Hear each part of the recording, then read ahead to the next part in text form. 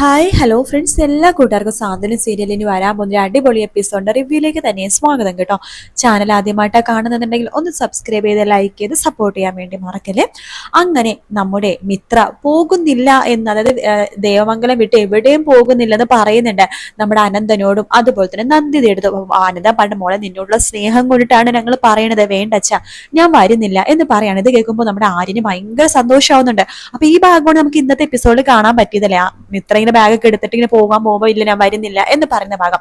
ശരിക്കും പറഞ്ഞാൽ അത് അങ്ങനെയല്ല. മിത്ര അങ്ങനെ പോകുന്നില്ലെന്ന് ആര്യന് ഇങ്ങനെ വിചാരിക്കുകയാണ്. ഓ, അവള് പോവില്ല എന്ന കാര്യം കാണുന്ന വെറും ഒരു ചിന്താഗതി മാത്രമാണ്. ശരിക്കും പറഞ്ഞാൽ മിത്ര സാധനങ്ങളൊക്കെ എടുത്തു വെക്കുന്നില്ലേ, അത് കഴിഞ്ഞിട്ട് ആര്യനെ ആലോചിക്കണതാണ് അതിനുശേഷം കാണിച്ചത്. മിത്ര സാധനങ്ങളൊക്കെ എടുത്തിട്ട് ആ ബാഗും തൂക്കിയിട്ടാണ് പുറത്തേക്ക് വരുന്നത് കേട്ടോ. അത് കാണുമ്പോൾ എല്ലാവർക്കും ഷോക്കാവാണ്. ഗോമതി അപ്പത്തിന് അടുത്തേക്ക് പോകുന്നുണ്ട്. മോളെ മിത്ര, നീ എന്തി കാണിക്കണത്? ഇതെന്താ ബാഗൊക്കെ ആയിട്ട്? അപ്പച്ചി, എന്നോടൊന്നും തോന്നരുത്, ഞാൻ അച്ഛന്റെ അമ്മയുടെയും കൂടെ കൃഷ്ണമംഗലത്തേക്ക് പോവാ. എന്തിന് എന്തിന് എന്ന് ചോദിക്കുമ്പോഴേക്കും അത് ഞാൻ പിന്നീട് പറയാം അപ്പച്ചി. എന്തായാലും ഞാൻ അവര് വന്ന് വിളിച്ചതല്ലേ, എൻ്റെ കൂടെയുള്ള പിണക്കമൊക്കെ മറന്ന് അവര് വന്ന് വിളിച്ചതല്ലേ, ഞാൻ എന്തായാലും അവിടെ നിന്ന് പോകുവാണ് എന്ന് മിത്ര പറയുമ്പോഴേക്കും ബാലനും ആകെ ഷോക്ക് ആവാട്ടോ. കാരണം മിത്ര പോകുമെന്ന് അവരാരും വിചാരിക്കുന്നില്ല. മീനാക്ഷി മിത്ര അടുത്തൊന്ന് പറയുന്നത്, മിത്ര നീ എന്തൊക്കെയാ മിത്ര ഈ കാണിക്കണത്? ഇതൊന്നും ശരിയല്ല കേട്ടോ. നോക്ക്, നീ ചെയ്ത തെറ്റ് തന്നെയാണ് അലോകിനെ കാണാൻ പോയത്. അത് ഈ വീട്ടിലെ വേറെ ആരും അറിഞ്ഞിട്ടില്ല, ഞാനും ആര്യനും മാത്രമേ അറിഞ്ഞിട്ടുള്ളൂ. ഞങ്ങൾക്ക് തന്നെ അത് ആലോചിച്ചൊരു ദേഷ്യം വരുവാണ് എന്ന് പറയുമ്പോൾ മിത്ര പറയുന്നുണ്ട്, ചേച്ചിക്ക് ദേഷ്യം വരും, ആര്യന്റെ ദേഷ്യം വരും, അതൊക്കെ അലോക് നിങ്ങളുടെ ആരും അല്ലാത്ത കൊണ്ടാണ്. പക്ഷെ എന്റെ അങ്ങനെയല്ല, എന്റെ ഏട്ടനാണ്. അപ്പൊ എനിക്ക് അലോകിനോട് സ്നേഹമൊന്നുമില്ല. പക്ഷെ എന്നാലും മനസ്സിൽ എവിടെയൊക്കെ ഒരു തട്ടല്. അലോകിനെ പോയി കണ്ടിട്ട് ജയിലിൽ പോയി കണ്ടിട്ട് അവനെ പുറത്തിറക്കാനായിട്ട് കാര്യങ്ങളൊന്നും ഞാൻ ചെയ്യാൻ വേണ്ടി പോയതല്ല. അങ്ങനെ കിടക്കുന്ന ഒരാളെ കാണാൻ വേണ്ടി പോയി, അത്രേ ഉള്ളൂ. അത് ഞാൻ ചെയ്ത് എന്താ തെറ്റ്? അല്ല, അവനെ പുറത്തിറക്കാൻ വേണ്ടി ഞാൻ നോക്കിയോ? അവൻ ചെയ്ത തെറ്റല്ല എന്ന് പറഞ്ഞിട്ട് ഞാൻ നടന്നോ? ഇല്ലല്ലോ. ഒന്ന് കാണാൻ പോയതിൽ എന്താ തെറ്റ് എന്നൊക്കെയാണ് മിത്ര അപ്പോഴും ചോദിക്കുക. അപ്പൊ മീനാക്ഷി വേണ്ട, എന്താണെങ്കിലും നീ ഇപ്പൊ പോയാൽ ശരിയാവില്ല. അതേ ദൈവമംഗലംകാർ തോക്കുന്ന പോലെയാണ് മിത്രേ. നീ എന്തിനാ മിത്ര ഇങ്ങനെയൊക്കെ ചെയ്യണത്? പിന്നെ അനുമോൾക്ക് അത് സഹിക്കാൻ പറ്റില്ല. അവള് കാരണം അവളുടെ ചേട്ടന്റെ കുടുംബജീവിതം തകർന്നു എന്ന് പറഞ്ഞാൽ ആ കുട്ടി വീണ്ടും തകർന്നു പോകും. ഇപ്പൊ തന്നെ അവള് വല്ലാത്ത മാനസികാവസ്ഥയില. ദേവിയെടുത്തിയൊക്കെ കടയിലാണ്. ദേവിയെടുത്തി ആകേശം തിരിച്ചു വന്നു കഴിഞ്ഞാൽ അവരോട് ഞങ്ങൾ എന്ത് മറുപടി പറയും? ദേവിയെടുത്തിക്ക് അറിയാലോ, നമ്മളെ രണ്ടുപേരും സ്വന്തം മക്കളെ പോലെ ദേവിയെടുത്തി കാണുന്നത്. അനിയത്തിമാരാണെങ്കിൽ പോലും ദേവിയെടുത്തിലെ കുഞ്ഞ് നഷ്ടപ്പെടാൻ കാരണം ഈ ആലോകം കൃഷ്ണമംഗലംകാരും. അതൊക്കെ നീ മറന്നുപോയോ? മീനാക്ഷി എടുത്ത് എന്നോട് ക്ഷമിക്കണം, എനിക്ക് പോയേ പറ്റൂ എന്ന് മിത്ര പറഞ്ഞിട്ട് അവിടെ നിന്ന് പടി ഇറങ്ങി പോവുകയാണ് അനന്തന്റെയും നന്ദിതയുടെയും കൂടെ. അപ്പൊ ആര്യൻ ഒട്ടും വിചാരിക്കുന്നില്ല. ആര്യന്റെ വിചാരം മിത്ര പോവില്ലായിരിക്കും, വിളിച്ചതിനെ പോവില്ല എന്നൊക്കെയാണ് ആര്യന്റെ വിചാരം. പക്ഷെ മിത്ര പോകുമ്പോഴേക്കും ആര്യനും ആകെ വല്ലാത്ത വിഷമമാവാട്ടോ. കാരണം എന്തിനാണ് ഇവളിങ്ങനെ ചെയ്തെന്നൊക്കെ ആലോചിക്കും. കാരണം തന്റെ പഠിപ്പും തന്റെ സമയവും എല്ലാം നഷ്ടപ്പെടുത്തിയിട്ട് മിത്രയുടെ സ്വപ്നത്തിന് വേണ്ടി നടന്നതാണ് ആര്യൻ. എന്നിട്ട് ആ മിത്ര അതെല്ലാം മറന്നിട്ട് ഒട്ടും നന്ദിയില്ലാത്ത രീതിയിലാണ് ഇറങ്ങി പോയിരിക്കുന്നത്. മിത്ര പോയി കഴിയുമ്പോഴേക്കും എല്ലാരും കുറ്റം പറയാൻ പോണത് ആര്യനെ തന്നെയായിരിക്കും. അവളുടെ തനി ഗുണം കാണിച്ചു. അതായത് കൃഷ്ണമംഗലത്ത് ആൾക്കാരുടെ ഒരു സ്വഭാവം ഉണ്ടല്ലോ, അവർക്ക് നന്ദിയോ കടപ്പാടോ ആരോടും ഇല്ല. ആ ഒരു സ്വഭാവം അവളും അവസാനം കാണിച്ചു. നീ നിന്റെ പഠിപ്പ് കളഞ്ഞ് അവളുടെ പുറകെ നടന്നു, അവളുടെ സ്വപ്നങ്ങൾ നിറവേറ്റി കൊടുക്കാനായിട്ട്. അവസാനം ഇപ്പൊ എന്തായി? അവളുടെ വഴിക്ക് പോയി. അവൾക്ക് ഇനിയിപ്പോ 15-ാം തീയതി ഒരു ടെസ്റ്റ് ഉണ്ട്. അതും കൂടി കഴിഞ്ഞാൽ അവൾ എന്തായാലും പോലീസാവും. അവളുടെ ആ ഒരു രീതിയിലേക്ക് അവൾ എത്തി. പക്ഷെ നീ നിന്റെ പഠിപ്പും കഴിഞ്ഞ് എല്ലാം കഴിഞ്ഞ് അവൾക്ക് വേണ്ടി രാപ്പകലാതെ ജോലിയെടുത്ത് അവൾക്ക് ഫീസ് അടക്കാൻ വേണ്ട പൈസക്ക് വേണ്ടി നെട്ടോട്ടോ ഓടി അവസാനം നിന്റെ സ്വപ്നം എന്ന് പറഞ്ഞാൽ ട്രാവലേഴ്സ് എന്ന സ്വപ്നം അതുപോലും നടത്താൻ വേണ്ടി നിനക്ക് സാധിച്ചില്ല എന്നൊക്കെ തന്നെ മറ്റുള്ളവർ പറയുള്ളൂ. പക്ഷെ അതൊക്കെ തന്നെ ആര്യൻ കേൾക്കുകയും ചെയ്യണം. ആര്യനൊന്നും പറയാനും പറ്റില്ല. കാരണം ഇത്ര ഇങ്ങനെ പോകുമെന്ന് ആര്യനും വിചാരിച്ചില്ല. അങ്ങനെ ആകെ വിഷമത്തിലിരിക്കുകയാണ് ആര്യൻ കേട്ടോ.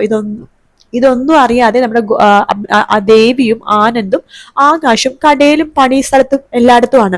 അവർ തിരിച്ചു വരുമ്പോഴാണ് ഈ ഒരു സംഭവം അറിയണം കേട്ടോ. ഇത് കേൾക്കുമ്പോഴേക്കും എല്ലാവർക്കും ഭയങ്കര ഷോക്ക് ആവണം. ഇത്ര ഇങ്ങനെ ചെയ്യുന്ന ഒരിക്കലും വിചാരിച്ചില്ല. അപ്പൊ അനു പറയണത്, ഞാൻ കാണണമല്ലേ, ഇതൊക്കെ സംഭവിച്ചത്. ഞാനും വേണമെങ്കിൽ തിരിച്ച് അലോകായിട്ടുള്ള പ്രശ്നങ്ങളൊക്കെ സോൾവ് ആക്കിയിട്ട് വേണമെങ്കിൽ എല്ലാവർക്കും വേണ്ടി വേണമെങ്കിൽ അലോകിന്റെ ഭാര്യയായിട്ട് അവിടെ കടിച്ചു തൂങ്ങി നിൽക്കാമെന്ന് വരെ അനു പറയുന്നുണ്ട്. അപ്പൊ ദേവമംഗലത്തെ നമ്മുടെ ഗോമതിയും ബാലും പണ്ട് നീ അങ്ങനെ പോയി നിൽക്കേണ്ട കാര്യമൊന്നുമില്ല. മിത്ര പോയത് മിത്രയുടെ സ്വന്തം ഇഷ്ടപ്രകാരമാണ്. മിത്രക്ക് നമ്മുടെ വില മനസ്സിലാകും ഒരു സമയം.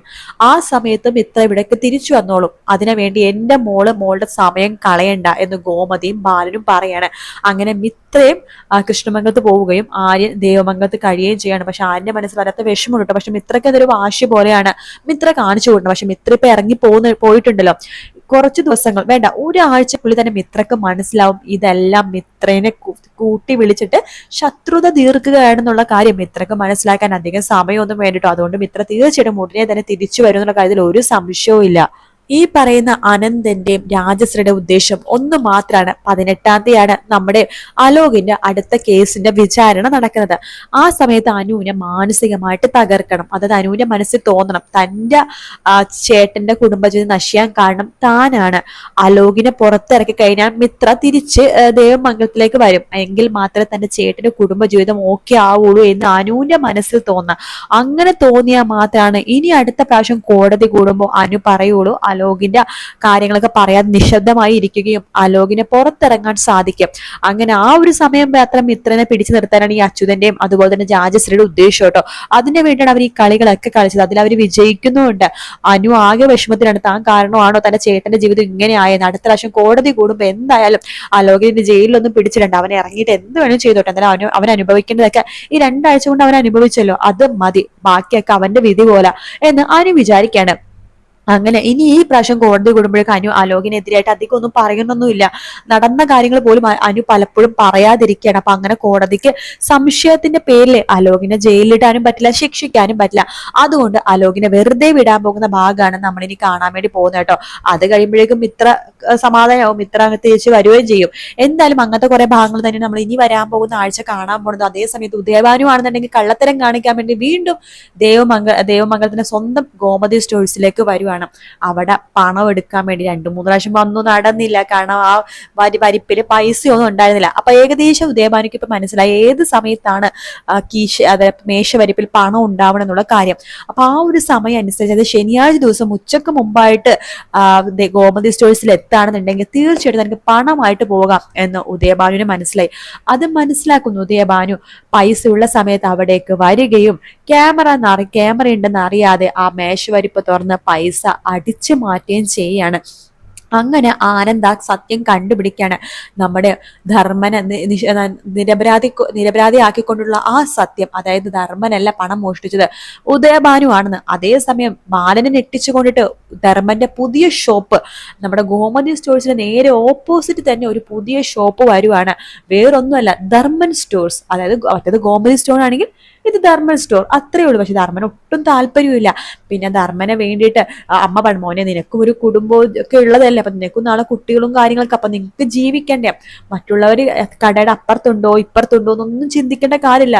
ബിസിനസ്സും കച്ചവടവും അങ്ങനെയൊന്നും അല്ല മോനെ എന്നൊക്കെ പണ്ട് ധർമ്മനെ സംസാരിച്ച് ഒന്ന് ഓക്കെ ആക്കിയിട്ട് ആ കടയെ കൊണ്ടേ ഇരുത്താണ്. ബാലൻ ഞെട്ടിപ്പോവാണ്. ദേ തുടങ്ങിയിരിക്കുന്ന ധർമ്മൻ ഒരു കട, അതും തുടക്കത്തിൽ തന്നെ 2 മാസം 10% ഓഫർ 20% ഓഫർ എന്നിട്ട് കസ്റ്റമറെ പിടിച്ചെടുക്കുന്ന രീതിയിലുള്ള കച്ചവട തന്ത്രങ്ങളും. അപ്പൊ അങ്ങനത്തെ അത് വരുമ്പോഴേക്കും എന്തായാലും ഗോമതി സ്റ്റോഴ്സിന്റെ കച്ചവടം കുറയുക തന്നെ ചെയ്യും. അപ്പൊ നമ്മുടെ സാധനം 1-ലുണ്ടായിരുന്ന അതേപോലെ തന്നെ സാധനം 2-ലും ആ ഭാഗങ്ങളൊക്കെ വരും. പിന്നെ ഒരു ഓൺലൈൻ ബിസിനസ്, ഓൺലൈൻ ഡെലിവറി, അതുപോലെ തന്നെ അങ്ങനത്തെ സംഭവങ്ങളൊക്കെ വരുമ്പോഴായിരിക്കും പിന്നെ ഇവർക്ക് കച്ചവടം ഒന്ന് കയറി വരുന്നത് കേട്ടോ. കാത്തിരുന്ന് കാണാം ഫ്രണ്ട്സ്. വീഡിയോ ഇഷ്ടപ്പെട്ടാൽ ലൈക്ക് ചെയ്യുക, സബ്സ്ക്രൈബ് ചെയ്യുക, കമന്റ് ചെയ്യുക. മറ്റൊരു വീഡിയോ കാണാം. Take care, bye bye.